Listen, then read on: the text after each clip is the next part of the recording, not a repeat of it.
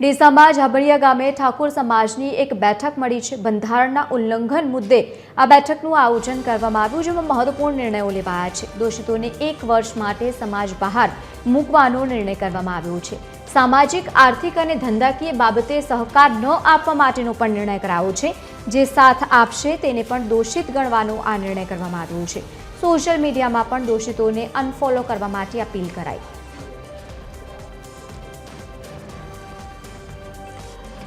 તો જે પ્રમાણે આ દ્રશ્યો સામે આવ્યા છે, બેઠકનું આયોજન કરવામાં આવ્યું। ગતરોજ જે પ્રમાણે એક ડીજેની સાથે એ સમગ્ર વરઘોડો નીકળ્યો હતો, ત્યારથી જ આ વિવાદ સર્જાયો છે। તેને જોતા આજે એક બેઠકનું આયોજન કરવામાં આવ્યું હતું। બંધારણના ઉલ્લંઘન બદલ આ બેઠકનું આયોજન કરવામાં આવ્યું હતું અને તેમાં દોષિતોને 1 વર્ષ માટે સમાજ બહાર મૂકવાનો નિર્ણય કરવામાં આવ્યો છે। અને બીજી તરફ સામાજિક કે પછી આર્થિક અને ધંધાકીય બાબતો પણ તેમાં પણ સહકાર ન આપવા માટે ખાસ કરીને અપીલ કરવામાં આવી છે અને જે વ્યક્તિ તેને સાથ આપશે તેને પણ દોષિત ગણવાનો અહીંયા નિર્ણય કરવામાં આવ્યો છે। અને બીજી તરફ સોશિયલ મીડિયા પર પણ દોષિતોને અનફોલો કરી દેવા માટેની અપીલ કરવામાં આવી છે। બંધારણના ઉલ્લંઘન બદલ આ મહત્વપૂર્ણ નિર્ણય લેવામાં આવ્યો છે, જેમાં આજે એક મહત્વપૂર્ણ બેઠકનું આયોજન કરવામાં આવ્યું હતું।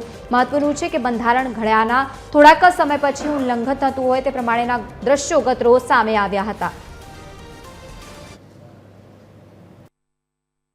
समाज तेमने 1 वर्ष माटे ज्ञाति बहार એટલે કે નાત બહાર મૂકવાનો નિર્ણય કરે છે। આ વ્યક્તિઓને સામાજિક, આર્થિક કે ધંધાકીય કોઈ પણ જાતનો સમાજે સાથ સહકાર આપવો નહીં અને સહકાર આપનાર વ્યક્તિ સમાજનો દોષિત ગણાશે।